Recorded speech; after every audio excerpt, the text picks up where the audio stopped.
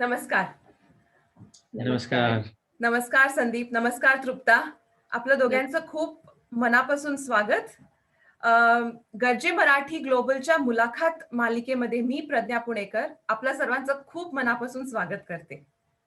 आजच्या आपल्या ह्या 4थ्या एपिसोडमध्ये आपल्यासोबत आहेत UK मधून एक पॉवर कपल, तृप्ता सॅली आणि संदीप सॅली, जे एम्पॉवर नावाच्या कंपनीचे उद्योजक आहेत. तृप्ता आणि संदीप आणि अजून एकदा तुमचं मनापासून स्वागत. थँक धन्यवाद, धन्यवाद आणि आम्हाला बोलवल्याबद्दल फार फार तुझे आणि गरजे मराठीचे खूप धन्यवाद. खूप धन्यवाद संदीप, आपल्या दोघांना सुद्धा. आणि आपण दोघे आपल्या बिझी स्केड्यूलमधून वेळ काढला त्याच्याबद्दल खूप धन्यवाद. स्पेशली आता जिथे कोविडमुळे इतकं सगळीकडे थोडंसं स्ट्रेसफुल झालंय, सो त्याच्यामुळे खूप खूप आपले दोघांचे धन्यवाद. तर तृप्ता आणि संदीप, आपल्या दोघांबरोबर मला खूप गप्पा मारायच्या आहेत. एम्पॉवर बद्दल, आपल्या उद्योजकताच्या प्रवासाबद्दल, चॅलेंजेस बद्दल आणि एकूण एनर्जी इंडस्ट्रीबद्दल आपण खूप गप्पा मारणार आहोत. पण त्याच्या आधी थोडंसं आपण गरजे मराठी ग्लोबल बद्दल जाणून घेऊयात. ज्ञानोपासना, उद्यमशीलता आणि देशभक्ती या त्रिगुणांचा संगम ही मराठी माणसाची ओळख आहे. आणि ह्या संस्काराच्या पायावर गरजे मराठी ग्लोबल हे व्यासपीठ उभं आहे. रिसेंटली गरजे मराठी ग्लोबलनी एक इनिशिएटिव्ह लॉन्च केली आहे, ज्याचं नाव आहे सक्षम. ह्या इनिशिएटिव्हची विजन अशी आहे की महाराष्ट्रामधल्या मुलांना शिक्षणासाठी लागणारे जे जे टूल्स असतात, लॅपटॉप्स म्हणा किंवा आणि जे जे टूल्स लागतात मुलांना, ते उपलब्ध करून देण्याची ही इनिशिएटिव्हची विजन आहे. आणि ह्याच बरोबर त्या मुलांना प्रोफेशनल्स, एंटरप्रेन्योर्स आणि अकॅडमिशियनशी कनेक्ट करून देण्याची ही एक सुंदर इनिशिएटिव्ह गरजे मराठी ग्लोबलनी सुरू केली आहे. आणि आपल्याला किंवा अजून कोणालाही गरजे मराठी ग्लोबल बद्दल जाणून घ्यायची इच्छा असेल तर आपण www.garjemarathiglobalवर.com वरती जाऊन आपण गरजे मराठी ग्लोबल बद्दल जाणून घेऊ शकता. तर आज मी जसं म्हटले की आज आपल्यासोबत आहे तृप्ता सॅली आणि संदीप सॅली. प्लीज जॉईन मी. भेटूया आपण तृप्ता सॅली आणि संदीप सॅलीशी. तर आपल्याला जाणून येतं की आपण 21st सेंचुरीमध्ये आहोत आणि ह्या जनरेशनची अशी खासियत आपल्याला जाणून येते की इथे कपल्स, जिथे पती पत्नी दोघेही आपले स्वतःचं करिअर आणि स्वतःचं अस्तित्व खूप सुंदरपणाने हे अवेलेबल करतात किंवा सुरू करतात. पण अशा खूप कमी कपल्स आहेत जिथे दोघांनी मिळून स्वतःची कंपनी सुरू केली आहे आणि उद्योजकताचा प्रवास सुरू केला आहे. तर अशा ह्या पॉवर कपलशी आज आपण भेटणार आहोत आणि ज्यांनी एम्पॉवर नावाची कंपनी सुरू केली आहे. तर एम्पॉवर ह्यांची जी कंपनी आहे ही UK मधली फास्टेस्ट एनर्जी सप्लाय करतात आणि ह्याच बरोबर ग्रीन एनर्जी सुद्धा सप्लाय करतात. तर पहिला भेटूया तृप्ता. तर तृप्ता तृप्ता हे एम्पॉवर कंपनीची सगळ्यात मोठी टीम मॅनेज करते. ती ऑपरेशन्स हेड आहे आणि ह्याच बरोबर IT प्रोग्राम सुद्धा मॅनेज करते. एम्पॉवर सुरू करण्याच्या आधी तृप्ता HR हेड म्हणून कार्यरत होती आणि तिने bachelor in law and masters in business ऍडमिनिस्ट्रेशनची पदवी मिळवली आहे. तर तृप्ता, तुझं मनापासून स्वागत. थँक्यू. संदीप यांना भेटूया आपण. तर संदीप हे एम्पॉवर कंपनीचे MD आहेत, मॅनेजिंग डायरेक्टर आहेत आणि कंपनीचे day to day operations, inward investments आणि बिझनेस एक्सपान्शन्स या एरियाजमध्ये सगळे कार्यक्रम बघतात. आणि मी जसं बोलले की एम्पॉवर ही कंपनी UK मधली फास्टेस्ट ग्रोईंग एनर्जी सप्लाय करतात आणि ग्रीन एनर्जी, जसं for example renewable energy, electric vehicle charging, smart battering आणि स्मार्ट मीटरिंग सिस्टम्स हे वेगवेगळ्या बिझनेसेसना, कंपनीजना आणि हाऊसहोल्डमध्ये सुद्धा सप्लाय करतात. तर संदीप आणि तृप्ता, आम्हाला ह्याच्यापासून मला आपल्याला जाणून घ्यायचं आहे की एम्पॉवर आपल्या कंपनीची सगळ्यात पहिला विजन काय आहे आणि आपली बिझनेस फिलॉसॉफी काय आहे? मी सांगतो. एम्पॉवरचं विजन असं आहे की affordable energy at at a good quality, म्हणजे गुड कस्टमर सर्व्हिस. आणि किती म्हणजे सिंपल फिलॉसॉफी, कारण की लोकांना सिंपल गोष्टी आणि क्विक अशा म्हणजे आवडतात. आता जर एनर्जी मार्केट बघितलं युकेमध्ये, तर ज्या मोठ्या कंपन्या आहेत आतापर्यंत एस्टॅब्लिश कंपन्या, त्या कंपन्यांचं कसं आहे की त्यांचे प्राइजेस जास्त असतात आणि त्यांची कस्टमर सर्व्हिस, तुम्ही जर फोन केला तर अर्धा तास, 1 तास तुम्हाला फोनवर राहावं लागतं. आणि कारण ते मोठ्या कंपन्या आहेत आणि त्यांना कॉम्पिटिशन नाही आहे. आणि त्याच्यामुळे गव्हर्नमेंटनी, युके गव्हर्नमेंटनी कॉम्पिटिशन आणण्यासाठी थोडेसे रूल्स रिलॅक्स केले होते, की प्रायव्हेट पार्टिसिपेशन, स्मॉलर पार्टिसिपेशन यायला पाहिजे. म्हणून आमच्यासारख्या कंपन्यांना त्याच्यामध्ये वाव मिळाला. आणि आम्ही ते डिसाईड केलं, की आपलं काय आहे, म्हणजे विजन काय असणार आहे. विजन इज व्हेरी सिंपल, की आम्ही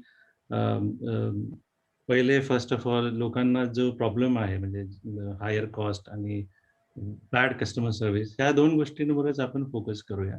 आणि आम्ही त्या पहिल्या दिवसापासून तेच आम्ही फोकस केलं, की युके बेस्ड चांगला ट्रेन स्टाफ अवेलेबल करायचा आणि ओव्हरहेड कॉस्ट कमी करून जेवढं चीपर आपल्याला एनर्जी देता येईल कस्टमरला, so that they can save money.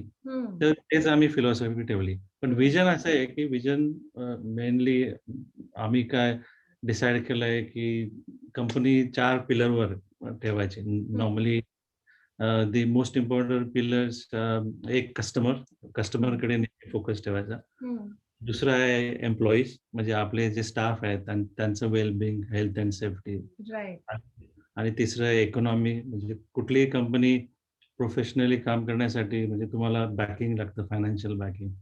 तर त्याच्यासाठी द थर्ड फोकस. आणि चौथं जे आहे ते आपले जे सगळे जे आपल्या आजूबाजूला जे इकोसिस्टम आहे, स्टेक होल्डर म्हणतात त्यांना, सप्लायर म्हणा, त्यांच्याबरोबर काम करायचं. तर आमचं फिलॉसॉफी कनेक्टेड बिटवीन दिस 4 पिलर्स. आणि ती फिलॉसॉफी पुढे जाऊन आम्ही विजन केलं, की आम्ही राईज करताना, if we are making progress, या चारही पिलर्सला सोबत घेऊन प्रोग्रेस करायची. आणि हे आमचं विजन आहे, which is very simple, not very एकदम आउट ऑफ द वर्ल्ड नाही आहे. नाही, खूपच छान. पण आय थिंक हे जे 4 पिलर्स आपण बोललात संदीप, हे खूप क्रिटिकल आणि खूप की ॲस्पेक्ट्स असतात कुठल्याही बिझनेससाठी, ज्याच्यामुळे कंपनीचं फाउंडेशन स्ट्रॉंग बनतं. आणि कंपनीचं फाउंडेशन एकदा स्ट्रॉंग झालं की मग त्याच्यावरती ग्रोथ ॲस्पेक्ट हा सुरू होतो. राईट? तर खूपच छान, मग खूपच सुंदर विजन आहे एम्पॉवरची. आणि त्याच्यापासून मला असं विचारासारखं वाटतं, की आपण तृप्ता आणि आपण दोघे सुद्धा खूप मोठ्या कंपनीजमध्ये आधी एम्पॉवर सुरू करण्याच्या आधी, जे 2017 मध्ये आपण एम्पॉवर सुरू केली दोघांनी, तर त्याच्या आधी खूप मोठ्या कंपनीजमध्ये आपण दोघे कार्यरत होता. तर आपला दोघांचा उद्योजकताचा प्रवास कसा घडला आणि दोघांमधून कोणाला जास्ती रस होता उद्योजकताकडे, आणि मग कोणी कोणाला जास्ती कन्व्हिन्स केलं किंवा मोटिवेट केलं? ओके, हे मी सांगते. म्हणजे आमचं लग्न होण्याच्या अगोदरपासनं हे चालू झालेलं आहे. जेव्हा मी आणि संदीप भेटलो, तेव्हा ऑफकोर्स म्हणजे जेव्हा आम्ही बोलायला लागलो किंवा एकमेकांना अंडरस्टँड करायला लागलो, तेव्हापासनं संदीप आय फाउंड हिम की खूप ॲम्बिशियस होता. आणि मी पण ॲम्बिशियस नाही, पण मी करियर ओरिएंटेड खूप होते. मला असं काम करायला आवडतं. ॲम्बिशियस नव्हते, पण संदीप ॲम्बिशियस होता आता. आणि त्याचं एक विजन होतं, आय मीन की 2 विजन्स होते. त्यांनी मला एक हे पण आठवतं, म्हणजे एकदा त्यांनी त्याचा पासपोर्ट हातात धरला होता. ते नवीन पासपोर्ट मिळाला होता आणि पासपोर्टचे पेजेस उलटता US, UK म्हणजे असं स्टॅम्प काही तो असं मारत होता स्वतः असं प्रत्येक पेजवरती, की मला एवढ्या सगळ्या कंट्रीजमध्ये जायची इच्छा आहे. म्हणजे इट वॉज दॅट टाईम जेव्हा आम्ही काहीच नव्हतो आमच्याकडे. कधीची गोष्ट आहे Trupta? Which year? 21 years ago. Oh my God. या तेव्हाची गोष्ट आहे. ओके. सेकंड त्यांनी मला जेव्हा भेटला होता तेव्हाच तो मला म्हटला होता, की अ, मला असं जॉब वगैरे नाही, मला एक स्वतःची कंपनी आणि त्याच्यात कमीत कमी 100 लोकं काम कर काम करतायत अशी. आम्हाला बिलकुल माहिती नव्हतं 20 वर्षा अगोदर, 21 वर्षा अगोदर, की आम्ही यूकेमध्ये असू किंवा काय असू. For us going 20 years behind, for us म्हणजे संदीप अगोदर डहाणूमध्ये होता. डहाणू ऐकलं पण नसेल, म्हणजे आमचं लग्न झाल्यावरती मी पण डहाणूत गेले. एक छोटंसं टाउन होतं. पण मॅक्सिमम कुठे जाऊ शकतो? मॅक्सिमम इज पुणे किंवा मुंबई. म्हणजे डहाणूच्या बाहेर. तर एवढंच आमचं छोटंसं जग होतं तेव्हा आणि तिथे काहीतरी करायचं. आणि तेव्हापासनं म्हणजे काय करायचं म्हणजे ऑफकोर्स संदीपचा जॉब होता, माझा जॉब होता. पण काहीतरी आणि असं झालं, की मी बऱ्याच कंपन्या चेंज केल्या आहेत आणि ज्या कंपन्यांमधनं मी चेंज केल्यात, माझं प्रत्येक वेळेस बॉसशी पटलं नाही म्हणूनच मी बाहेर पडलेली आहे. ओके. हं. आणि आणि जास्त टिकले पण नाहीये. कारण असं झालं होतं मला, की एखादी एक गोष्ट कळाली, माहिती झाली, रूटीन झाली, की now I want to change. Change right. That change was not in just in jobs, but that change was घरांमध्ये सुद्धा. 2 वर्ष झाले, 3 वर्ष झाले, चला आता दुसरं घर बदलूया. राइट. असे करत मी आतापर्यंत किती 11 घरं बदलली असतील. अरे हं. वाह! चेंज करत. हं. आणि संदीपचं तेच होतं म्हणजे की संदीपला डेफिनेटली करायचंच होतं. एकदा हाऊ इट हॅपन्ड जेव्हा आम्ही यूकेला आलो, संदीपला जास्त एक्सपोजर मिळाला. इकडे जेव्हा आम्ही पहिल्यांदा आलो तेव्हा संदीपच्या ओळखीमुळे अ, एक वॉटर कंपनीची संदीपनी मला ओळख करून दिली. इकडे आल्यावरती मी खूप प्रयत्न करत होते जॉब मिळवण्यासाठी. पण माझं एच-आर बॅकग्राऊंड असल्यामुळे मला नाही मिळालं. May be cultural difference yes. 2 कंट्रीजमुळे किंवा काय. हं. आणि माझा एक्सपिरियन्स पण असा रिक्रुटमेंटमध्ये वगैरे नव्हता. त्यामुळे ह्या कंट्रीमध्ये मला नाही मिळालं. तर संदीपनी मला सगळ्यात पहिल्यांदा ओळख करून दिली एका वॉटर कंपनीबरोबर. त्यांना काम करायचं होतं. त्यांचे खूप एक्सेप्शन्स होते. बिलांमध्ये एक्सेप्शन्स होते. जसे आता आमचे पण असतात. तर त्यांना ते एक्सेप्शन्स क्लिअर करून घ्यायचे होते किंवा त्याचं व्हॅलिडेट करून घ्यायचे होते. हं. आणि माझा सगळ्यात शेवटचा एक्सपिरियन्स WNSमध्ये असल्यामुळे, आउटसोर्सिंगचा असल्यामुळे अ, अ, अ, हं. संदीपनी विचारलं, की "आम्ही काही करू का?" हं. तर तिकडनं ती ॲक्चुअली जर्नी स्टार्ट झाली. हं. हं. ते काम करण्यासाठी आम्ही पहिल्यांदा कंपनी इकडे यूकेमध्ये रजिस्टर केली, सायलिन सोल्युशन्स लिमिटेड म्हणून. हं. तर सायलिन सोल्युशन्समधनं मी काय केलं, माझ्यासारख्या ज्या हाउसवाईफ्स होत्या, लहान-लहान मुलं असल्यामुळे ज्यांना अ, काम करता येत नव्हतं किंवा हं. अ, जाता येत नव्हतं. आता तुझ्यावरनं पण बघ, तुला स्वतःला छोटे मुलं आहेत. हं. तर माझ्या मुलांच्या स्कूलमधनं अशा 5-6 माझ्यासारख्या अ, मुली किंवा बायका त्यांना विचारलं, की आपल्याला जर काम मिळालं, तर घरनं फ्लेक्सिबल टाईमनी तुम्ही करू शकाल का? हं. आणि एव्हरीथिंग वॉज रेडी. तर तशा जवळ-जवळ 7-8 लोकांचं किंवा बायकांचं नेटवर्क गोळा केलं आणि तिकडनं आम्ही घरनं काम चालू केलं. हं. आणि ते एवढं व्यवस्थित झालं म्हणजे 3-3.5 वर्ष तो प्रोजेक्ट चालला होता. त्यांना मस्त. नंतर 24/7 ते पाहिजे होतं, सर्व्हिसेस पाहिजे होती. मग आमची कॉस्ट हे करण्यासाठी यूकेला ऑफकोर्स पर आवर रेट द्यावा लागायचा. हं. ती कॉस्ट कमी करण्यासाठी इंडियातनं ट्राय केलं कारण हं. ऑनलाईनच होतं. So why not right. Try in India. Right. हां, मग व्हाय नॉट ट्राय यूएसला 1-2 मैत्रिणी होत्या माझ्या. त्यांना विचारलं, की तुम्हाला पण ट्राय करायचंय का? तर असं करून 24/7 ते मिळालं. ते खूप सक्सेसफुल हं. झालं. तिकडनं पहिला आम्हाला दोघांनाही पहिला कॉन्फिडन्स आला, की येस यूकेमध्ये असूनही किंवा दुसऱ्या फॉरेन कंट्रीमध्ये असूनही काहीतरी करू शकतो. हं. संदीपला तर खूप एक्सपिरियन्स होताच म्हणजे नॅशनल ग्रिड वगैरे किंवा ऑफकोर्स संदीप सांगतीलच की खूप नेटवर्क खूप छान होत होतं. पण तो माझा पहिला एक्सपिरियन्स की ह्या कंट्रीमध्ये येऊन या लोकांशी कसं बोलायचं, हं. किंवा काय त्यांना फोकस कसा आहे. त्यातनं मला तो एक्सपिरियन्स मिळाला आणि तिकडनं आमची जर्नी चालू झाली. मग ते प्रोजेक्ट संपलं म्हणजे त्यांना कारण ते थोड्या वेळासाठीच होतं. 3 इयर्समध्ये त्यांचे जे एक्सेप्शन्स होते ते संपले. राइट. मग नंतर आता करायचं काय? आता इकडनं आता आपली कंपनी रजिस्टर झाली आहे, त्याचे फायनान्शियल्स आपण व्यवस्थित करतोय वगैरे, तर आता करायचं काय? म्हणून संदीपची नंतर संदीपच्या ओळखीने एक स्पॅनिश कंपनी बरोबर अजून एक आम्ही टाय अप केला आणि एनर्जीमध्ये घुसायचं होतं. आता ही पण वॉटर कंपनी ऑफकोर्स युटिलिटी रिलेटेडच. मग एनर्जीमध्ये घुसायचं होतं आणि विथ हा जो बॅकग्राऊंड आहे, त्यामुळे मग स्मार्ट मीटर कन्सेप्ट की तू एक्सप्लेन करायचंय स्मार्ट मीटर कन्सेप्ट किंवा सांग ना काय ओके. केलं ना ब्रीफ ओके. तर स्मार्ट मीटर की आता आपली एनर्जी कन्झम्पशन आहे ती आपल्याला रिड्यूस कसं करता येईल. तर ती रिड्यूस करताना आपण ती जर व्यवस्थित मॉनिटर केली, मशीन्स कशा वापरतायत ती जर मॉनिटर केली आणि काय आपल्याला आपलं लाईफस्टाईल बदलता येईल का किंवा काय तसे प्रोजेक्ट्स आम्ही केले. ते पण जो 1 वर्षभर आम्ही केलं. त्याच्यामधनं आमचा युकेच्या एनर्जी नेटवर्क्समध्ये बरंच आमची ओळखी झाल्या. थोडासा क्लायंट बेस झाला. ते एवढी म्हणजे ती कन्सेप्ट सेलिंगसाठी जरा अवघड होती किंवा त्यामुळे त्याच्यामध्ये एवढा प्रॉफिट किंवा बिझनेसचं फायनान्शियल दृष्टीने एवढा प्रॉफिट नाही झाला.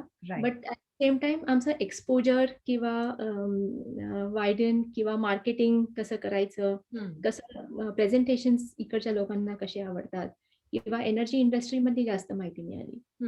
आणि मेन म्हणजे आता ह्या बिझनेसमध्ये when we started approaching especially when Sandeep started approaching 45च्या जवळ when he started approaching his age, तेव्हा that something which was 20 years behind. त्याची जी इच्छा होती ती कुठेतरी ती की नाव इट इज टाइम करती आणि ती चळवळ सारखी मला पण दिसत होती, संदीपला पण दिसत होती. कॉलिंग आणि it was from a very nice stable job जिकडनं चांगलं इन्कम मिळत होतं. हे सगळं सोडून going to something which is starting from income बंद आणि ते सक्सेसफुल होईल की नाही. सक्सेसफुल 1-2 वर्ष कदाचित आम्ही ट्राय करू आणि त्याच्यानंतर is it possible coming back to job. हे सगळं होतं. But we had some background to it. म्हणजे बॅकग्राऊंड म्हणजे जेव्हा आम्ही इंडियामध्ये होतो तेव्हा Sandeep was working with Satyam computers. Satyam कम्प्युटर्सचा फियास्को झालेला ते सगळ्यांनाच माहिती आहे. कंपनीने बरेच फ्रॉड वगैरे काहीतरी केलं आणि ती कंपनी मार्गावरती आली होती. त्याच वेळेस मी पण माझा जॉब सोडला होता आणि मला एचआरची कन्सल्टन्सी टाकायची होती. So we actually rose from we knew की काय होतं. So that was our experience. त्याच्यामध्ये तुम्हाला दोघांना एक्सपिरियन्स होता. एक्सपिरियन्स पेक्षा ना एकदा ती रिस्क घेतलेली होती आम्ही. त्यामुळे जास्तीत जास्त काय होईल आणि मेजरली म्हणजे when we started our life together we started in very humble, very humble background की एकदमच डहाणूमध्ये वगैरे. सो त्या गोष्टीची हे नव्हती की अरे जी लक्झरी आहे ती लक्झरी गेल्यावरती काय होईल. करेक्ट. सो त्या गोष्टी भीती म्हणजे जी असते की अरे आपण जे आता हे करतोय आपण मोठं घर आहे, एक्सपेन्सिव्ह कार चालू आहे, ते नसल्यावर काय. Because our life when we started our life एवढं ते थोडक्यात होतं आणि त्याच्यामध्ये एवढं छान होतं ते लाईफ. सो की फाईन जरी आपण त्या लाईफस्टाईलमध्ये जावं लागलं आपल्याला. So it is fine. I mean unless and until both are there together doesn't affect. मला इथे एक विचारासारखं वाटतं तृप्त, तू आता जसं बोललीस की तो जो ट्रान्झिशन असतो राईट, एक कॉर्पोरेट करिअर पासून जेव्हा आपण बिझनेस सुरू करतो तर तिथे खूप मोठा फायनान्शियल इम्पॅक्ट असतो. खूप. तर त्या माइंडसेट मध्ये म्हणजे काय अट्रिब्यूट्स किंवा काय प्रोबॅबली स्किल्स म्हणा किंवा लोकांना what do they need to adapt जर त्यांना ट्रान्झिशन करावं असं लागेल. Risk is the first and the most important thing. Okay. आणि रिस्क इज द बेस्ट. म्हणजे even if you see other entrepreneurs all have taken risk. आणि जास्तीत जास्त काय होतं, यू फेल बट तेवढेच नॉन फेलियर किंवा ते चान्सेस इक्वल आहेत म्हणजे 50-50. So if you look at the brighter side of the 50 you still have 50% chances of going through it. आणि converting 50 into little more. Yes and little more. आणि जर नाही भीती वाटत असेल, आय मीन मोर दॅन मी, Sandeep is more positive, more patience, more determined. आणि if he was not there probably I would have also मी पण थोडीशी बिथरली असते. But he didn't show. I mean तो फायनान्शियल इम्पॅक्ट झाला डेफिनेटली. बराच वर्ष 2-3 वर्ष आम्हाला फायनान्शियल म्हणजे असे मंथ्स होते की ह्या महिन्याचा EMI भरू शकू की नाही Oh my God. पुढच्या महिन्यात हे घर राहील की नाही आपल्या हातात, असे पण काही मंथ्स होते. Wow. We could see our children growing up. We could see अरे आता त्याच्या ग्रॅज्युएशनसाठी आपण पैसे गोळा करायचे का बापरे. याच्यामध्ये रिस्क घ्यायची. Right. सो आणि आमचा the best thing I mean तेव्हा आम्हाला फार वाईट वाटलं, but the best thing is जेव्हा आमच्या बिझनेसचा फर्स्ट इयर होता, तेव्हा ईस्ट फ्रॉम वेस्ट आला होता. तेव्हा द वर्स्ट सिच्युएशन की काय होईल, आम्ही त्याच्यातनं पार पडलो. आम्ही म्हणजे खूप त्रास झाला, म्हणजे अक्षरशः खूप त्रास झाला. हम्म. Sleepless nights, black circles under the I. I mean ते तृप्ता काही म्हणजे इज देअर एनी स्पेसिफिक मला असं बिकॉज ते चॅलेंजिंग टाइम्स होते तर त्या वेळेला तू आपले काहीतरी अशी वेगळे बिझनेस स्ट्रॅटेजीज म्हणा किंवा असे काय तुम्ही इम्प्लिमेंट केलात का ज्याच्यामुळे you could overcome that. For me, maybe for both of us it was different. माझ्यासाठी I just believed in Sandeep. आणि संदीपसाठी I don't know, he might tell, I feel is patience, determination आणि the positive thinking. मला असं पहिल्यापासून वाटतं की संदीपला जे हवं असतं ना, ते त्याला मिळतंच. आय डोंट नो कसं काय होतं, बट इट वर्क्स विथ हिम. तर संदीप मे बी आपण शेअर करू शकता की काय आपली म्हणजे जे चॅलेंजिंग आपले टाइम्स होते बिझनेसमध्ये आणि मग त्याच्यामध्ये जसं तृप्ता बोलली की इतका चॅलेंजिंग वेळ होता आणि एंटरप्रिनरशिप जर्नीमध्ये तर ते कसे आपण ओव्हरकम केलात आणि काय इन जनरल ऍडवाइस असेल एंटरप्रिनर्सना. जसं तृप्ताने म्हटलं, प्रत्येक नवीन गोष्टीमध्ये म्हणजे माणसाचा स्वभाव आहे. प्रत्येकाचं असं असतं की नवीन गोष्ट ट्राय करायची म्हणजे काहीतरी अनसर्टन आणि ज्यावेळेस तुमचं लाईफ असं व्यवस्थित चाललेलं असतं, म्हणजे प्रेडिक्टेड लाईफ असतं ना आपलं, म्हणजे नॉर्मली आपण इंडियामध्ये म्हणजे सगळ्यांचं असं असतं, म्हणजे जे कॉमन मिडल क्लास लोकांचं मुलाला शिकवायचं, मग त्यांनी लग्न करायचं, नोकरी लागायची, लग्न करायचं, मुलं करायचं, चांगलं एज्युकेशन करायचं, दॅट्स स्टँडर्ड लाईफ. आणि ऑफकोर्स म्हणजे त्याच्यामध्ये असं जास्त टेन्शन नसतं आणि सगळं व्यवस्थित चालतं. पण एंटरप्रेन्योर्स चॅलेंजिंग असतं, कारण की तुम्ही काहीतरी अनसर्टन ह्याच्यामध्ये जातात जस्ट बिकॉज तुम्हाला काहीतरी पॅशन आहे, काहीतरी वेगळं करायचं. म्हणजे काही लोकांना असं बोर होतं, म्हणजे स्टेटस को. तसं थोडंसं मला वाटलं की बरेच वर्ष आता एनर्जी कंपनीजमध्ये काम केलं आहे. आपल्याला एवढं नॉलेज आलंय आणि आपण ज्यावेळेस असं बघतो आणि नॉर्मली असे लोक सगळे असं म्हणजे जे पॅसिव्ह लोक असतात, म्हणजे टीव्हीवर बघतात लीडर्स काय म्हणतात किंवा पॉलिटिकल याच्यावर कॉमेंट करतात घरात बसून वगैरे. आम्हाला आपण असं वाटतं की आपण त्यांच्या चॅलेंजेसमध्ये आपण जर गेलो तर वेगळं असेल, नाही का, त्यांचं वर्ल्ड. आणि तिथंच आहे ह्या गोष्ट की तुम्हाला you have to go into that mode to feel the असं. तर मग असं वाटलं की हे सगळे लोक एवढं सगळं करू शकतात, आपण ट्राय करायला काय हरकत आहे. पण ते एवढं सोपं नाहीये. मी प्रॅक्टिकल विचार करतो, जसं तृप्ताने सांगितलं की पेशन्स असतो वगैरे हे, पण रिअल लाईफमध्ये ह्या सगळ्या गोष्टी खूप टेस्ट होतात.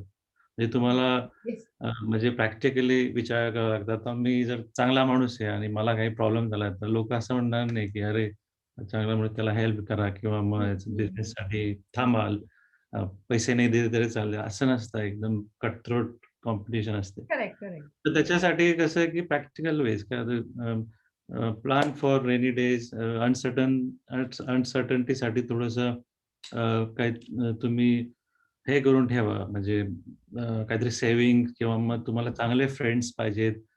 मला असं होतं की असं जरी मी असं किंवा आमचा बिझनेस कम्प्लिटली कोलॅप्स झाला आणि परत स्टार्ट करायचं तर आहे, सगळे पेरेंट्स आहे, मित्र आहे, काय म्हणतात, त्यांना सांगायचं. आणि मी तेच केलं. वडिलांना सांगितलं, आईला सांगितलं, सगळ्यांना की मी असं करतोय. त्यांना ते पैसे देणार की नाही ते दॅट्स डिफरंट. पण ते पण ठीक आहे, आहे आम्ही. तेच इम्पॉर्टंट आहे आम्ही. ते सपोर्ट सिस्टम. आणि मग तेवढं मिळालं की मग एनर्जी येते. आणि पण फिलॉसॉफिकल गोष्टी पण नाही चालत. मग तुम्हाला फायनान्स कसा येणार, मग चॅलेंजेस जे अनप्रिडिक्टेड चॅलेंजेस त्याच्यासाठी कॉन्टिजन्सी प्लॅन कसं करायचा, ज्यावेळेस प्रॉब्लेम येतील त्यावेळेस ते डील कसे करायचे, हे थोडंसं प्लॅन करावं लागतं. म्हणतात ना असं प्रत्येकाचं एक बिझनेस प्लॅन. करेक्ट. पण आता ते विचारायचं होतं संदीप आपल्याला की आता बिकॉज कोविडमुळे स्पेशली कोविड हे कोणालाच आपण कोणीच म्हणजे प्रिडिक्ट केलं नव्हतं की कोविड येणार आणि तर कोविड यायच्या आधी आय एम शुअर की एम्पॉवर आणि एनर्जी इंडस्ट्रीमध्ये आपले स्पेसिफिक प्लॅन्स असतील, ऑलरेडी प्लेसमध्ये असतील. आणि आपण जसं कंटिंजन्सी, मला ते विचारायचं स्पेसिफिकली त्या पॉइंटवरती आपल्याला विचारायसारखं वाटतं, बिकॉज आपण ऑलरेडी ह्या सिच्युएशनमध्ये आहोत की कोविडमध्ये आपले काय स्पेसिफिकली चॅलेंजेस होते, आणि मग त्याच्यासाठी मग ते प्लॅन्स कसे चेंज झाले, आणि मग त्याचा कंटिंजन्सी आपला प्लॅन काय होता. कोविड जसं सगळ्यांनाच माहिती आहे की एकदम अनप्रेसिडेंटेड, म्हणजे कोणी असं विचार नाही केला की असं होईल म्हणून. त्याच्यामुळे आम्ही ॲज अ बिझनेस प्रत्येक गोष्टीचं असं प्लॅन करतो की उद्या वेदर एकदम हे झालं, म्हणजे total cold snap, tornadoes and hurricanes, आणि सडनली होलसेल एनर्जीचे प्राइस वाढल्या, किंवा मग ऑइल अँड गॅसचा सप्लाय ब्रेक झाला, तर आपण काय करायचं एनर्जी इंडस्ट्री? कारण आपलं बॅकबोन येस, ते आहे. करेक्ट. पॉलिटिकल सिच्युएशन चेंज झाल्या, वॉर्स आणि अनसर्टनिटी ह्या अफेक्ट करतात. एनर्जी इंडस्ट्री वर अफेक्ट करणारे असे जे एक्सटर्नल इन्फ्लुएन्स जे असतात, ते आम्ही सगळे आयडेंटिफाय करून की वर्स्ट केसमध्ये काय करायचं ते माहिती. पण कोविडमध्ये काय करायचं, कोविड कसा असणार आहे, त्याचं लॉकडाऊन, म्हणजे पहिल्यांदाच मी असं ऐकलं की कंट्री लॉकडाऊन होते, म्हणजे बऱ्याच लोकांनी. तर कधी असं प्रेडिक्ट केलं नव्हतं. तर ज्यावेळेस कोविड आला आणि लॉकडाऊन चालू झालं, त्यावेळेस म्हणजे बाकी सगळ्या बिझनेस सारखं आम्हाला पण थोडंसं म्हणजे it was like a shock की आता काय करायचं. आणि गव्हर्नमेंटने सांगितलं की वर्किंग फ्रॉम होम, ऑफिसेस बंद करा. तर आधी आम्ही काय विचार केला की आता आमचे सपोर्ट सिस्टम, जसं मी ते 4 पिलर सांगितलंय, आम्ही कधी पण प्रॉब्लेम झाला की ते 4 पिलरकडे बघतो की काय आहे. एम्प्लॉईज, आपले एम्प्लॉईज, आपले आजूबाजूचे सप्लायर ज्यांच्यावर बिझनेस चालू आहे, फायनान्सेस आणि कस्टमर.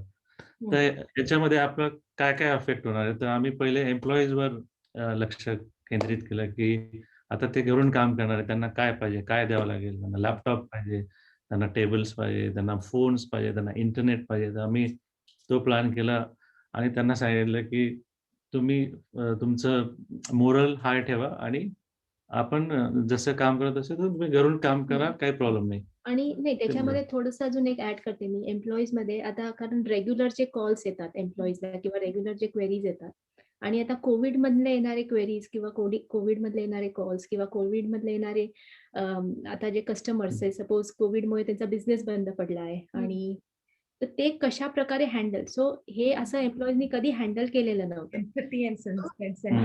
कारण this was a completely shift over to the regular business to a new type of a dimension to that business. Correct, very true. मग ते कसं हँडल केलं पाहिजे, किंवा याच्या अगोदर कोविडच्या अगोदर कोणीच एम्प्लॉयरी फोन करून रडणार नाही की अरे माझा बिझनेस बंद पडलाय.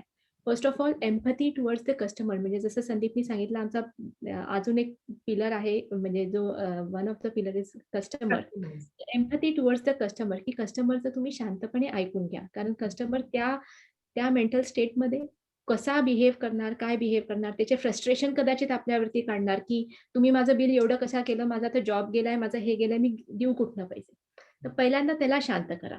सो हा सेकंड पिलर जो आम्ही जो धरून ठेवलेला आहे, की आमच्या एम्प्लॉईजला जे घरनं काम करणार आहेत, त्यांना आम्ही त्याचं थोडंफार ट्रेनिंग, त्यांचे रोज त्यांच्याबरोबर बोलून.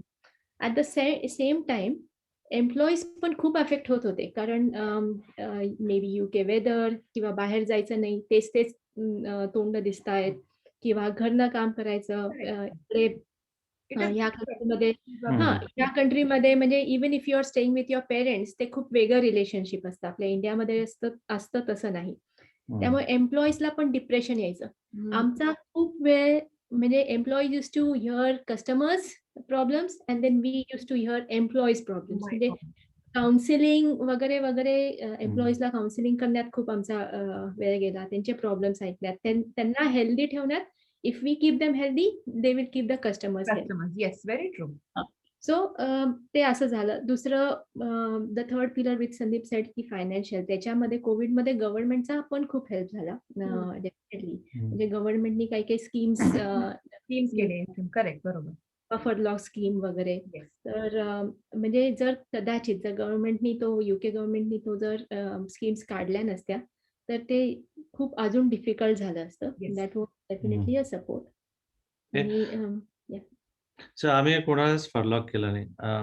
टू ॲड दॅट ओके, कारण की दॅट्स आम्हाला अमेझिंग. तर ते आय वॉन्ट टू ॲड. कारण की फरलॉक करणं म्हणजे लोकांना मेंटली थोडंसं हे वाटतं, की आता तुमच्या सर्व्हिसेस नको आहेत. करेक्ट, ट्रू, मग ट्रू. ते अजून ते डाउनवर्ड जातं. तर कमिंग टू कोविड एम्प्लॉईज, कस्टमरचं काय करायचं?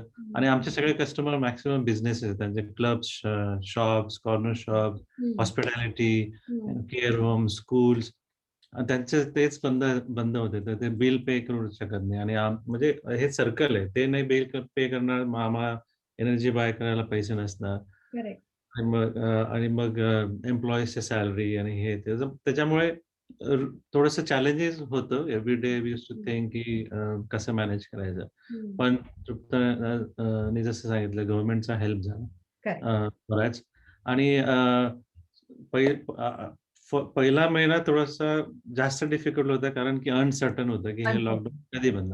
म्हणजे काय मीडिया काय म्हणजे हे वर्ष लागतील, 2 वर्ष लागतील, 3 वर्ष लागतील.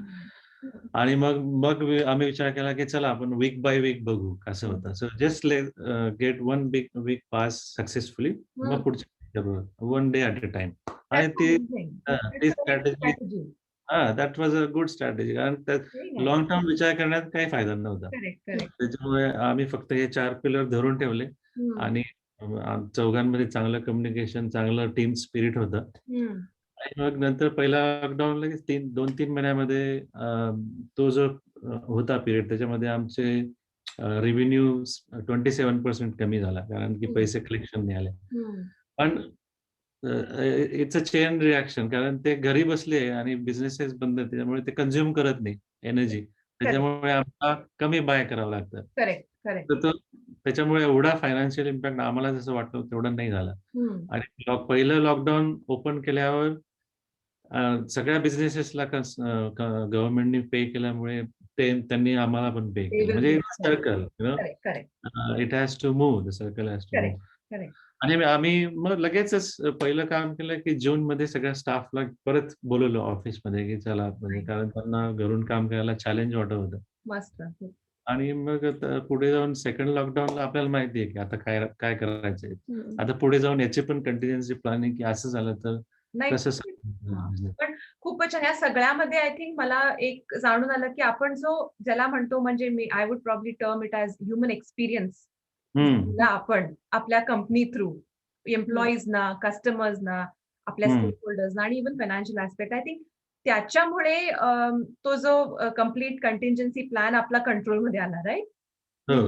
आणि हे कशा असतात ना, या अशा ज्या सिच्युएशन्स किंवा कंटिन्जन्सी किंवा असं जे काही येतं, it's like a comma in the sentence and not a full stop of the sentence. That's amazing. मला ते खूप आवडलं Trupta. Very nice. When there is a comma, you hold back, you get time to think की आता काय, and then you continue. Amazing. ते असल्यामुळे ना कसं म्हणजे इट वर्क्ड बेसिकली की अमेझिंग. मला I like that concept of comma and full stop. Very nice, very well sed. तर आता मी जसं बोलले की आपण म्हणजे व्हेरी क्युरियस क्वेश्चन आणि मला स्वतःला पण क्युरिओसिटी, आय एम शुअर खूप लोकांना सगळ्यांना जे इंटरव्ह्यू बघतायत त्यांना पण क्युरिओसिटी असेल की आपण मी जसं आधी बोलले की आपल्याला खूप कमी दिसून येतं की हजबंड अँड वाईफ एका कंपनीमध्ये काम करतात किंवा एक स्वतःची कंपनी सुरू करतात. तर मला स्वतःला सुद्धा खूप क्युरिओसिटी आहे की आपण दोघे हाऊ डू यू मेक म्हणजे इम्पॉसिबलला पॉसिबल कसं करता तुम्ही? एकत्र काम करायचं, एक डिसिजन्स घ्यायचे, स्ट्रॅटेजीज बिझनेस स्ट्रॅटेजीज करायचं. तर हे कसं पॉसिबल होतं दोघांना पण तृप्ता? नाही, इट इज खूपच चॅलेंजिंग आहे. खरंच खूप चॅलेंजिंग आहे आणि बिलकुल रोजी नाहीये. म्हणजे व्हेरी फ्रँकली जेव्हा आम्ही एकत्र काम करत नव्हतो, तेव्हा इनफॅक्ट कमी वेळ एकत्र असायचो, पण त्या कमी वेळातनं क्वालिटी टाईम एकत्र असायचा. आणि आता असं होतं की बिकॉज आम्ही एकत्र काम करतो आणि तेव्हा ना जास्त गोष्टी एकमेकांना शेअर करायच्या असायच्या की माझा दिवस कसा होता, तुझा दिवस कसा होता किंवा एकमेकांना give a listening ear to each other असं तसं. आणि आता काय होतंय की आम्ही जरी कॉन्शियसली ठरवलं की आज आपण ऑफिस विषयी घरी काही बोलायचं नाही. तर असे मोमेंट्स येतात, की मग बोलायचं काय? हं. अं, की असं खरंच म्हणजे असं लॉस्ट व्हायला होतं. हां. इनिशियल जेव्हा आमचे 2 वर्ष होते इनिशियल कंपनीचे तेव्हा खूप खूप जास्त त्रास झाला. ऑब्व्हियसली कारण आमचे एक्सटर्नल टेन्शन्स किंवा फायनान्शियल किंवा घर की कंपनी होईल की नाही, ई-एम-आय भरायचा की नाही, त्याच्यामध्ये हे या दोन्ही गोष्टी एकत्र आल्या आणि शेवटी because we are in this country इकडे कोणी रिलेटिव्हज नाही किंवा फ्रेंड्स जरी आहेत तरी सपोर्ट सिस्टम खूप कमी हां, असते. सपोर्ट सिस्टम तर ते काढायचं कोणावरती ना? संदीपसाठी मी आणि माझ्यासाठी संदीप. बरोबर, अगदी बरोबर. ते फ्रस्ट्रेशन जे काही टेन्शन्स जे काही हे हं. असायचे, ते एकमेकांवरती जास्त काढले जायचे. हं, आणि मग कधी-कधी ते राई का पहाड होतं, ते तसं पण व्हायचं. हं, but then the next day was again reset button and start working. हं. परत म्हणजे ते रिसेट होऊन परत स्टार्ट आणि कदाचित एंड ऑफ द डे परत तेच. तर असे ती म्हणजे खूपदा असे वी हॅड हं. Times but at the same time तो एकमेकांमध्ये ट्रस्ट होता, की संदीप हे बघतोय ना आणि संदीपसाठी पण कदाचित तो ट्रस्ट होता, की तृप्ता ऑपरेशन्स बघतीये तर कदाचित बाहेरच्या माणसाने ते बघितण्यापेक्षा, की he didn't have to worry about what is happening in that and I didn't have to worry about what is happening in that area, की हां, आपलेच माणसं असल्यामुळे तो ट्रस्टी ट्रस्ट. असं एकमेकांमध्ये किंवा जरी पार्टनर असता, वेगळा पार्टनर असता, तरी तो कुठेतरी पार्टनरशिपमध्ये वेगळा कुठेतरी एलिमेंट किंवा थोडीशी शंका एक असते हं. किंवा ते आम्ही दोघं एकमेकांसाठी असल्यामुळे ती शंका अजिबात नव्हती. आणि पण बिझनेसमध्ये तो खूप मोठा ॲस्पेक्ट असतो. ट्रस्ट. हं. एव्हरीथिंग बिगिन्स हां. With trust. बरोबर. येस, तर हं. तो एस्पेक्ट पण असतात म्हणजे अजूनही असे मोमेंट्स असतात, की त्या मीटिंगमध्ये तू मला असं का म्हटलं? मी आता विचारणार होते, की तू त्या ईमेलला असा का रिप्लाय केला? हं. मग तू हं. तर मी असं केलं नसतं. तू असं तर तू मग तिकडे आमच्या दोघांच्या पर्सनॅलिटीज बेसिकली काय होतं, की दोघांचा एम एक आहे. हं, पण दोघांचे कदाचित त्या एमकडे जाण्याचे जे रस्ते आहेत, हं, ते वेगळे आहेत. पण जस्ट वेगळा असल्यामुळे तो चुकीचा रस्ता असा नाहीये. Both the roads are heading towards the same aim. हं, त्यामुळे त्यामुळे त्या एमला पोहोचतो म्हणजे आता इव्हन बिझनेसमध्ये किंवा रोजचे एक छोटे-छोटे गोल्स असतात. त्या हं. गोल्सला पोहोचतो. पोहोचूचपर्यंत कदाचित ते चालू असतं थोडासा आमच्यामध्ये तू-तू, मैं-मैं किंवा टॉम एंड जेरी टाइप्स म्हटलं तरी चालेल. पण हं, तिकडे पोहोचतो की yes we are fine, we are हं. Happy and we celebrate each and every moment together. आणि हं. मग परत दुसऱ्या गोलला चालला तर तेच. आणि आता कदाचित असं झालंय की we have got so used to it की आता त्या हं. गोष्टीमध्ये म्हणजे धिस इज माय परसेप्शन. संदीपचं कदाचित वेगळं असेल. नाही चॅलेंजेस डेफिनेटली असतात. म्हणजे हसबंड वाईफ एका ठिकाणी काम करायचे आणि सुरुवातीला होतं असं ज्यावेळेस कंपनी लहान होती म्हणजे हं, फक्त आम्ही दोघं आणि एक स्टाफ होता, तिघंच. हं, त्याच्यामुळे रोज तेच समोर वगैरे आणि आम्ही घरी येऊन पण तेच बोलायचो. रात्री झोपताना पण तेच, सकाळी तेच. म्हणजे आमच्या मुलांना पण आता हे बिझनेसचे टर्म्स माहिती आहेत. कारण आम्ही तेच बोलतो त्यांच्यासमोर. हं, पण नंतर जसे वाढली खूप एम्प्लॉयी झाले आता म्हणजे आता 50 एम्प्लॉईज आहेत. हं, तर तृप्ताचं डिपार्टमेंट वेगळं आहे. मी वेगळं काम करतो. माझे मीटिंग्स, कॉल्स वेगळे असतात, तिचं वेगळे असतात. त्याच्यामुळे आता असं म्हणजे इंटरकनेक्शन थोडंसं नाही होत. हं, त्याच्यामुळे अ, बऱ्यापैकी म्हणजे त्याचं म्हणजे आय वुल्ड से की चांगलं पण आहे असं की तुम्ही तुमचं 100% पोटेन्शियल तुमची पर्सनॅलिटी काढू शकता. म्हणजे ज्यावेळेस ते कधी-कधी असं जमत नाही, नाही का? म्हणजे तुम्ही एकाच मीटिंगमध्ये हसबंड करेक्ट, वाईफ करेक्ट, तुम्हाला काहीतरी सांगायचं आहे ओपनली. कधी-कधी असं होतात अशी सिच्युएशन्स वगैरे. करेक्ट. पण आता तेवढा प्रॉब्लेम नाहीये. पण स्टार्टअप कंपनीमध्ये तुम्ही जर सुरुवातीला चालू केलं तर अ, ते म्हणजे जसं तृप्ताने सांगितलं, की रोजी नाहीये. म्हणजे त्याच्यामध्ये बऱ्याच गोष्टी सॅक्रिफाईस कराव्या लागतात. बऱ्याच गोष्टींची ॲडजस्टमेंट करावी लागते. हं, तुम्हाला नको असेल तरी करावं लागते. पण ते तृप्ताने जसं सांगितलं तसं एक गोल असला, की मग ह्या गोष्टीनंतर मग तुम्ही जसं-जसं अचीव्ह करता तेवढं ट्रिव्हियल वाटतं. हं, आता जे आम्ही ज्यावेळेस चालू केलं कंपनीचं रेव्हेन्यू काय होतं आणि आता आम्ही काय करतोय आणि मोठे अॅम्बिशियस प्लॅन आहे. त्याच्यामुळे इट वॉज वर्थ इट म्हणजे आणि ह्युमन्स मध्ये ह्या सगळ्या गोष्टी नॉर्मल आहेत. म्हणजे असं नाही की असं नाही झालं, असं नसतं झालं तर आम्हाला असं वाटलं असतं की काहीतरी डिफरंट आहे. हां, नाही आणि ठीक काय आहे ना? झालं सुरुवातीला काय झालं, कारण एवढं कॉशियस होतो ना आम्ही, की चूक झाली नाही पाहिजे किंवा एवढं सगळं प्रणाला लावलेलं आहे इथे. हं. तर त्यातनं काही त्यामुळे एक जरी काही असा आला, पहिला कस्टमर आला, दुसरा कस्टमर आला, जरी मी त्या गोष्टीला हँडल करत होते किंवा एखादी गोष्ट वेगळी गोष्ट जी संदीप हँडल करत होते, मी खूप लक्ष देणार किंवा संदीप माझ्याकडे खूप लक्ष देणार, की ते व्यवस्थित होतंय की नाही, व्यवस्थित हं, होतंय. हं. हं. आणि मग ते कधी कुठेतरी मला इरिटेट व्हायचं, की मी करतीये ना, मग मला करू दे असं मायक्रो टाइपचं. मॅनेजमेंट. हां. हं. किंवा मी पण म्हणजे संदीपचे कॉल्स चालू असतील काहीतरी कारण मी एनर्जीच्या बॅकग्राऊंडमध्ये नसायचे. मला खूप किंवा मीटिंग्स चालू असायचे. मला खूप जावसं वाटायचं, की हं. मला यायचंय, मला यायचंय, मला ऐकायचंय. त्यामुळे तिकडनं संदीपला पण हे व्हायचं, की "अरे, मी करतोय ना, आपण दोघं जण एकच गोष्ट करायला लागलो तर कसं मॅनेज होणार? तू हं. वेगळं मॅनेज कर, मी पण द सायकॉलॉजी आणि बॅकग्राऊंड त्याच्या मागची वेगळी होती. But correct. At the same time हे सुद्धा खूप इम्पोर्टंट होतं, की मी आणि आता ते झालंय. आता मला पण एनर्जीमधलं बरंच कळालंय. तर संदीपला पण माझ्यावरती बराच कॉन्फिडन्स हं. आलाय, की येस एखादी गोष्ट तृप्ताला दिली, की त्याच्याकडे बघावं लागत नाही कदाचित आणि मग मग त्याचं पण माझ्याकडचं मायक्रो मॅनेजमेंट कमी झालंय. माझं पण संदीपकडचं आणि देन वी आर नाही, खूप गेटिंग देअर. हं. हां. खूपच छान. मला रिसेट रिसेट कन्सेप्ट खूप आवडला तृप्ता. आय थिंक त्याच्यामुळे it kind of becomes very seamless. हं. हं. करेक्ट. राइट? आय थिंक सगळ्याच ह्याच्यामध्ये मस्त खूपच.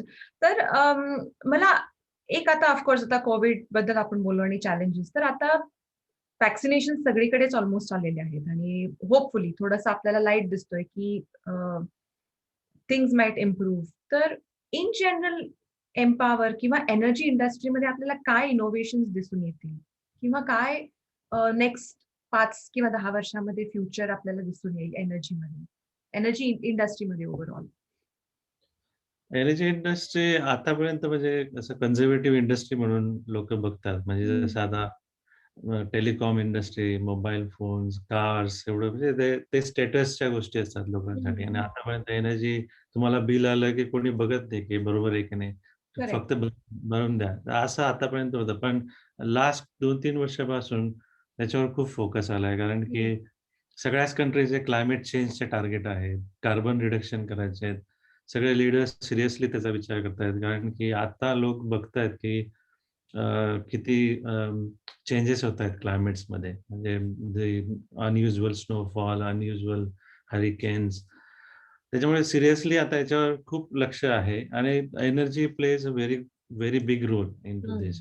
कारण की आतापर्यंत फोसाईल फ्यूल वरून सगळं डिपेंडन्सी होते. म्हणजे तुम्ही डिग करून कोल काढा अर्थमधून किंवा एक्सप्लोर करून ऑइल काढायचं आणि ते बर्न करायचं आणि बर्निंग ॲशेस तुम्ही किंवा त्याचे कार्बन ॲटमॉस्फिअरमध्ये सोडायचे. तर एक डर्टी जनरेशन आतापर्यंत जे हं. चाललं होतं. आता सगळ्यांना वाटतं की ते बंद व्हायला पाहिजे आणि युरोपमध्ये, अमेरिकेत ते सगळं बंद झालंय. आता आपला यूकेचं 70% जनरेशन रिन्युएबल एनर्जीवर आहे. अरे आणि मस्त. युरोपमध्ये जर्मनी 100%, फ्रान्स चा 100% टार्गेट होईल आता. आणि डेव्हलपिंग कंट्रीज इंडिया, चायना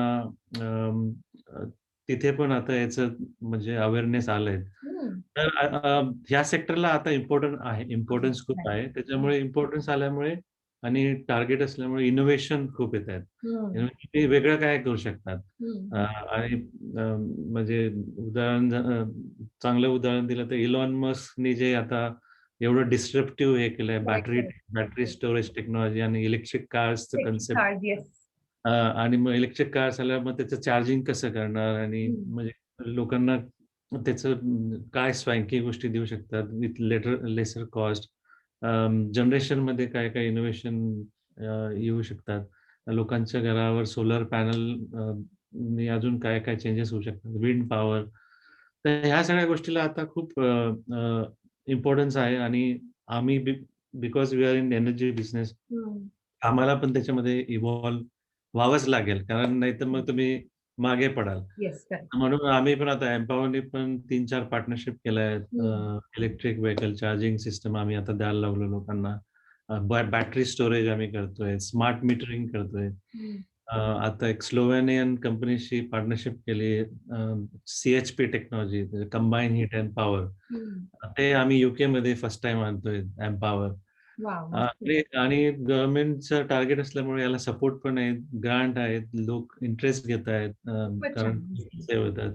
काही लोकांना ते म्हणजे प्राईड वाटतं की I am saving the planet in whatever way I correct. Can. Green energy.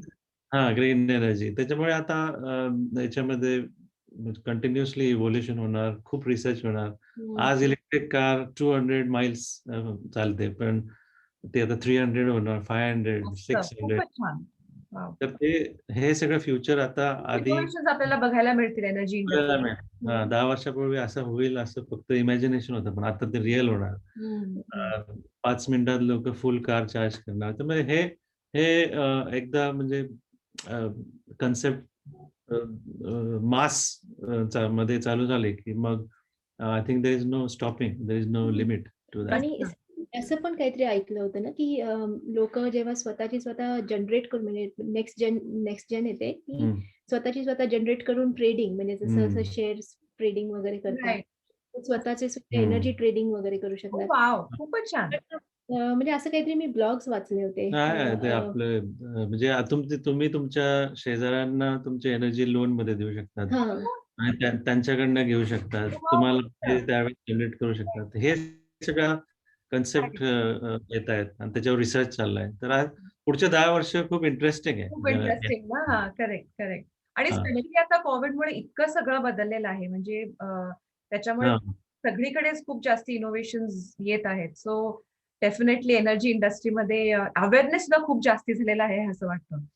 आणि बॅटरी ऑपरेटेड एरोप्लेनचं टेस्टिंग सक्सेसफुल झालंय. त्याच्यामुळे आता ते एरोप्लेन्स येणार. तर ट्रान्सपोर्टेशन पण खूप चेंज होणार, ईव्ही बॅटरीज त्याच्यामुळे. I think it will touch everybody's life. मस्त, खूपच छान.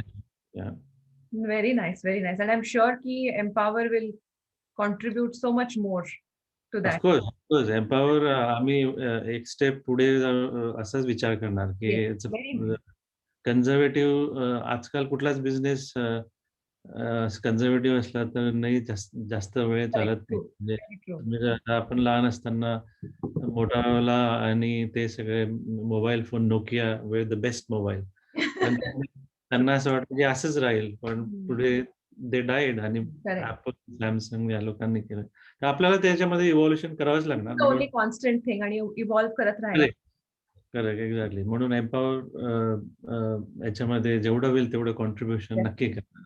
Very nice. तर तृप्ता, मला तू आता बोललीस की एनर्जी मध्ये ऑफकोर्स आता तुला खूप खूप जास्ती एक्सपर्टीज झालेली आहे, पण तुझं ऑफकोर्स HR मध्ये बॅकग्राऊंड जसं आपण बोललो, तर तुझी जर्नी म्हणजे HR पासून आता खूप HR होऊन ऑपरेशन्स मध्ये आणि ऑपरेशन्स होऊन एक एंटरप्रेन्योर म्हणून, तर हा ट्रान्झिशन तुझा कसा होता तृप्ता? ऍक्च्युली ट्रान्झिशन त्याच्या अगोदरपासून चालू झाला होता थोडासा, की पहिल्यांदा मी लॉ केलं, ची प्रॅक्टिस पण चालू केली होती. ऑफकोर्स इंडिपेंडेंट नाही, एका सिनियर ॲडव्होकेट बरोबर. जेव्हा मी कोर्टात जायला लागले तेव्हा I thought something is missing. हे नाही, म्हणजे मला लॉ आवडतंय पण ते वातावरण नाही आवडत आहे. तर ट्रान्झिशनला सुरुवात झाली तिथनं, की लॉ करून MBA का केलं. तर म्हणजे टोटली 2 फील्ड्स आहेत, म्हणजे लॉ आणि बिझनेस. तर तिकडनं ती ट्रान्झिशन चालू झाली, की ठीक आहे, आता लॉची डिग्री तर आहे, पण मला कोर्टात जायचं नाहीये. मला असं कॉर्पोरेटमध्ये जायचंय. तर म्हणजे असं कोणी सजेस्ट केलं किंवा असं थोडंसं रीडिंग, की MBA करून पर्सनल मॅनेजमेंट केलंस तर तुला law you can use it in your corporate. मग ते लेबर लॉज किंवा काय तसं यूज करता येईल. सो म्हणून मग ते MBA केलं आणि त्याच्यामध्ये माझे सुरुवातीच्या कंपनीज होत्या, त्या मॅन्युफॅक्चरिंग कंपनीज होत्या, जिकडे वर्कर्स वगैरे ब्ल्यू कॉलर्ड, पण कदाचित मी लहान असल्यामुळे सुरुवातीलाच ना, आणि तसे जे म्हणजे ब्ल्यू कॉलर्ड वर्कर्स वगैरे एकदम तुम्हाला खूप एक्सपिरियन्स्ड, आणि it was a very male dominant sector as well, की त्या लोकांना हँडल करायचं, ट्रेड युनियन्स वगैरे हँडल करायचं. त्यामुळे जरी मी मॅन्युफॅक्चरिंग कंपनीजमध्ये सुरुवातीला गेले, मला तो एक्सपोजर नाही मिळाला. माझा एक्सपोजर होत गेला आणि it happened in a not as per my will, but कंपनीत लागलेली आहे. पण मला तो एक्सपोजर तिकडे न मिळता दुसरीकडे मिळायला लागला. मोर इंटू ऑर्गनायझेशनल डेव्हलपमेंट आणि हे.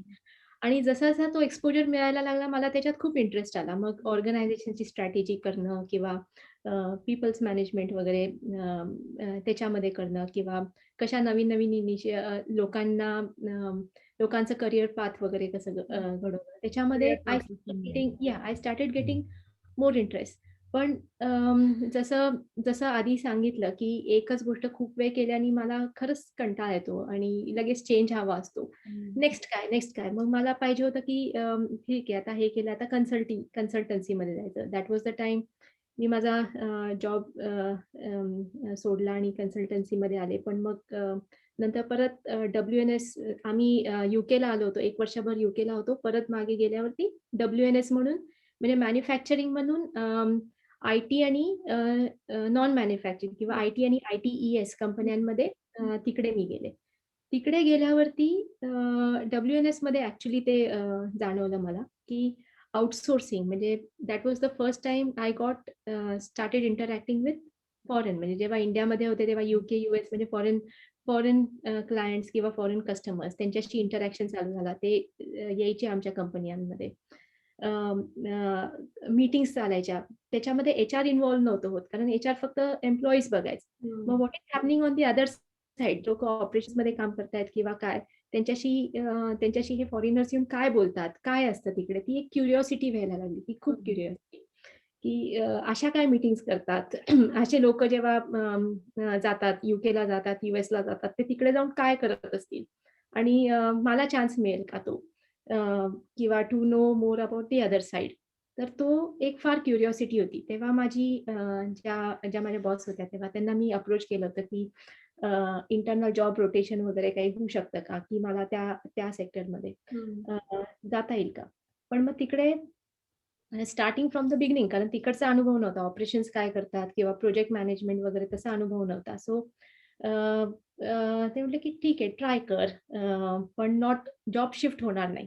म्हणून एक स्पॉक नावाचा प्रोग्राम असा एक इंट्रोड्यूस केला. आता स्पॉक जे हे डेफिनेशन आहे, हा त्यांचं नाव होतं. पण मी असं विचारलं की "मी 2 तास वगैरे फक्त जाऊन येऊ शकते का?" तर त्या माझ्या बॉस म्हटल्या की "do you mean a SPOC program?" मी म्हटलं, "ओके, अ स्पॉक प्रोग्राम." तर मग त्यांनी सांगितलं चालेल आणि काय झालं मेन म्हणजे एचआरसाठी the most second most reason की एम्प्लॉईज का सोडून जातायत, की करियर एन्हान्समेंटसाठी सोडून जातायत. म्हणजे first one was probably better salary. Better salary always. Better salary is एक्झाममध्ये होते सो ते सगळ्यात पहिलं असायचं एक्झिटमध्ये. बेटर सॅलरीसाठी सोडून चालले 30% rise, 40% rise that was the main concern. Second concern की एम्प्लॉईज का सोडून जात आहेत, की मला जास्त करियर एन्हान्समेंट किंवा मला जास्त तो रोल चांगला आहे माझा तिकडे और मला तिकडे जास्त काहीतरी नवीन लर्न करायला मिळणार करियर आहे. Development basically. हां, म्हणून जाणार आहे. मग जर हे आपल्या WNSमध्ये एम्प्लॉई चर्न खूप होता आणि मग करियर बनवण्यासाठी किंवा करियर डेव्हलपमेंटसाठी जर लोकं जाणार, मग आपल्याच कंपनीमध्ये एवढ्या डिपार्टमेंट्समध्ये त्यांना काय करायचंय? दुसरा एक्सपोजर मिळू शकतो का? हे that was one of the project I टूक अप आणि इट स्टार्टेड विथ मी. तर इट स्टार्टेड विथ की मी 1.5 तास, 2 तास असं ऑपरेशन्समध्ये जाऊन नुसत्या त्यांच्या मीटिंग्स चालायचे. काय चालायचं माहीत नाही, बट ऐकायचे आणि मला ते खूप आवडायला लागलं. मग काही लोकांना जे फायनान्सचे कोर्सेस करायचे while they are doing job किंवा ओपन युनिव्हर्सिटीमधनं बाकीचे असे कोर्सेस करायचे. मग त्यांना आपल्याच कंपन्यांमध्ये वेगळीकडे काही प्रोजेक्ट मिळू शकतो का? ते स्पॉक बनू शकतात का? आणि तो प्रोग्राम खूप अजूनही तो WNSमध्ये तो अरे वाह! प्रोग्राम मस्त. चाललेला आहे. खूपच त्यातनं ऑपरेशन्समध्ये काय असतं, कसं चालतं, कसे प्रोजेक्ट हँडल करतात, कसे क्लायंटशी बोलतात. इनफॅक्ट क्लायंटला कन्विन्स कसं करतात, की आम्ही जे करतोय तेच बरोबर करतोय. राइट. अं, मस्त. ते तो तिकडनं तसा एक्सपोजर मिळायला लागला. म्हणजे तसा तो ट्रान्झिशन झाला. मस्त. खूपच छान तृप्ता. म्हणजे तुझी क्युरिओसिटी लेव्हल जी आहे हॅट्स ऑफ तुझ्यासाठी आहे. ती त्याच्यामुळेच मग तुझं ते लर्निंग कर्व्ह जे होतं दॅट इज अपवर्ड. 1 मिनिट हां, 1 मिनिट. हां, नो प्रॉब्लेम. तर संदीप मला आपल्याला असं विचारावसं वाटतं, की आता आपण कंपनीचे इनवर्ड इन्व्हेस्टमेंट म्हणा किंवा स्ट्रॅटेजीज आणि ग्रोथ पण बघता, म्हणजे एक्सपांडिंग इनटू अदर एरियाज और अदर कंट्रीज, राईट? तर आता हा मला प्रश्न विचारासारखा वाटतो आपल्याला, की जेव्हा आपण दुसरे कंट्रीजच्या बद्दल बोलतो, तर ऑफकोर्स कल्चरल ऍस्पेक्ट हा खूप मोठा भाग आहे. एव्हरी बिझनेस आणि कल्चर हे प्रॉबब्ली हँड इन हँड जातात. तर आपण एक एंटरप्रेन्योर म्हणून आणि एक फाउंडर म्हणून तो ऍस्पेक्ट कसा मॅनेज करता? आणि काय आपले स्ट्रॅटेजीज आहेत किंवा डिसिजन मेकिंग कसे होतात because of the cultural changes म्हणा, किंवा कल्चरल आता आपला युके मध्ये आहे तर स्पेनमध्ये आपण एक्सपांड करणार आहात किंवा अदर युरोपियन कंट्रीज, तर तिथले लोकांचे डिसिजन मेकिंग वेगळे असतात किंवा त्यांची कल्चरल बॅकग्राऊंड वेगळी असते. तर ह्याच्यामध्ये आपण कसे स्ट्रॅटेजीज करून आपण हँडल करता? खूप इम्पॉर्टंट चांगला प्रश्न आहे आणि मला माझ्या मागच्या जॉब्समध्ये फॉर्च्युनेटली ह्या सगळ्या कंट्रीजमध्ये काम करायला मिळालं. मी 3 वर्ष इटलीत काम केलं, स्पेनमध्ये काम केलं, फ्रान्स, यूकेमध्ये आम्ही होतोच. त्याच्यामुळे तो एक्सपोजर मिळाला की कल्चरल ॲस्पेक्ट लोकांना कोणत्या गोष्टी आवडतात, काय गोष्टी नाही आवडत, कसं बोलायला पाहिजे, कसं फ्रेंडशिप करायला पाहिजे. म्हणजे मायन्यूटली बऱ्याच गोष्टी शिकाव्या लागतात, की त्यांच्याबरोबर कसं जेवायला पाहिजे, त्यांना काय आवडतं आणि ते जेलिंग खूप इम्पॉर्टंट आहे. आणि युकेमध्ये आता आम्ही एवढे वर्ष म्हणजे कस्टमर फेसिंग रोल असल्यामुळे थोडासा तो एक्सपोजर मिळाला. पण ईझी होतं युकेमध्ये कारण इंग्लिश स्पीकिंग कंट्री आहे. आणि बऱ्याच ठिकाणी असे आपले इंडियन, एशियन लोक पण येतात स्टेक होल्डर म्हणून आणि हेल्प होतं. पण ज्यावेळेस तुम्ही नॉन इंग्लिश स्पीकिंग कंट्रीमध्ये जातात त्यावेळेस त्यांचं वेगळं कल्चर असतं. म्हणजे ग्रीटिंग वेगळं असतं, हँडशेकिंग वेगळं असतं. काही लोकांना म्हणजे हगिंग, किसेस वगैरे नाही दिल्या तर त्यांना ऑफेंडिंग वाटतं. म्हणजे ह्या सगळ्या गोष्टी असतात. पण तसं म्हणतात ना, जसा देश जसा वेश तसं आपल्याला फ्लेक्सिबल राहावं लागतं. राईट. म्हणजे खूप इम्पॉर्टंट आहे, की म्हणजे त्यांच्यामध्ये त्यांच्यासारखं थोडंसं राहिलं तर त्यांना आपल्यापणा वाटतो. रिलेशन बिल्डिंगमध्ये म्हणजे खाण्याचे स्टाईल्स, राहणीमान असं नाहीये, की म्हणजे तुम्ही म्हणजे खूप चेंज व्हायला पाहिजे. पण थोडंसं त्यांना मग आपलेपणा वाटतो आणि मग थोडंसं रिलेशनशिप बिल्ड होतं. तर ह्या गोष्टी खूप इम्पॉर्टंट आहे आणि बिझनेसेसमध्ये तुम्ही लोकल लोकांना खूप प्रायोरिटी द्यायला पाहिजे. राईट. ओके. आणि ते मग तुमच्या कस्टमरला पण चांगलं वाटतं, की म्हणजे आपण त्यांचा कल्चरल थोडासा म्हणजे त्याचा विचार ठेवला आहे. जसं आता आमच्या इथे युकेमध्ये कस्टमर फेसिंग आणि कॉल करणारे सगळे लोक ब्रिटिश असल्यामुळे त्यांना चांगलं वाटतं म्हणजे त्यांच्याशी. कारण फक्त एनर्जी काय बोलणार? मग फुटबॉलबद्दल बोलायचं, रग्बीबद्दल बोलायचं किंवा मग इथले सगळे त्यांचे सीरियल्स असतात. ते कधी-कधी आपले ऑफशोअरमधून नाही जमत लोकांना कारण की ते तरी ते इंग्लिश स्पीकिंग करतात पण इथे काय चालतं ते खूप इम्पॉर्टंट आहे. तर ह्या सगळ्या गोष्टी थोड्याशा ॲडजस्टमेंट कराव्या लागतात. कधी-कधी आपल्याला त्रास होतो त्याचा, पण की असं का? एवढं एक्सपेन्सिव्ह स्टाफ का घ्यायला पाहिजे? पण त्याचे इंटँजिबल त्याच्या बेनिफिट्स खूप आहेत. Correct. Flexibility and you know when in Rome kind of thing ते थोडंसं असं correct. When in Rome be like Rome. तर तसं ॲटिट्यूड ठेवलं तर होतं आणि मग एकदा तुम्ही प्रूव्ह केलं युकेमध्ये की असं होतं. तुम्हाला फक्त ते मॉडेल एक वेगळ्या म्हणजे थोडंसं रिफर्बिश करून दुसऱ्या कंट्रीमध्ये करता येतं. म्हणजे आम्ही अजून केलेलं नाही, पण आता स्पेन आणि पोर्चुगल नेक्स्ट आमचं एक्सपेन्शन आहे. कोविडमध्ये आम्ही ॲक्चुअली कोविडच्या जस्ट आधी स्टार्ट करायचा प्लॅन केला होता, पण याच्यामुळे जरा आम्ही एक बॅक स्टेप घेतली. पण पुढच्या वर्षी नक्की होईल आणि मग दुसरे जिओग्राफी आहे. आम्ही इंडियामध्ये पण इलेक्ट्रिक व्हेकल चार्जिंगचं चालू करतोय पुढच्या वर्षापासून. मस्त. तर खूप आहेत बरेच प्लॅन आणि ते होपफुली वी विल सक्सीड. हे जे कल्चरल डिफरन्स आहे ना, मला म्हणजे to be on the lighter side मला दोन गोष्टी खूप कल्चरली डिफरंट वाटल्या बाकी या दोन्ही कंट्रीजमध्ये. One is UK introduced me to a word called depression. जो इंडियामध्ये असं डिप्रेशन हा शब्द डिप्रेशन येऊ शकतं किंवा जर आपण हे म्हणलं डिप्रेशन आलंय, काय डिप्रेशन गप्प बैस. I know, true.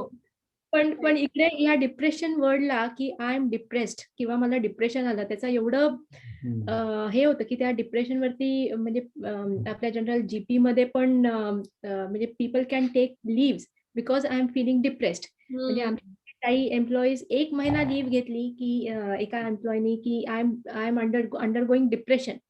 आणि मला सुरुवातीला कळालं नाही की अरे डिप्रेशन आहे तर कामाला ये ना, बाकीचे लोक दिसून तुझं डिप्रेशन जाईल तर निघून. आपण नाही, जसं इंडियामध्ये म्हणतो की 4 लोकांमध्ये हसत खेळत राहावं. बिईंग अन इंडियन मला किंवा being the way we have been brought up, जर मी माझ्या आईला म्हटलं असतं की मला डिप्रेशन आला, अभ्यास करायचा नाहीये, तर म्हणजे 2 फटके मारून मला ते डिप्रेशन घालवलं असतं. आणि इकडे जर माझे मुलं जर मला म्हटले की मला जर डिप्रेशन आलंय, आज मला अभ्यास करायचा नाहीये, मला ती इंडियन टॅक्टिक्स वापरता येत नाही इथे. इथे मला हो का, तुला डिप्रेशन आलंय का? ठीक आहे, टेक अ ब्रेक असं म्हणावं लागतं. So Correct. हा खूप मोठा कल्चरल डिफरन्स मला वाटला.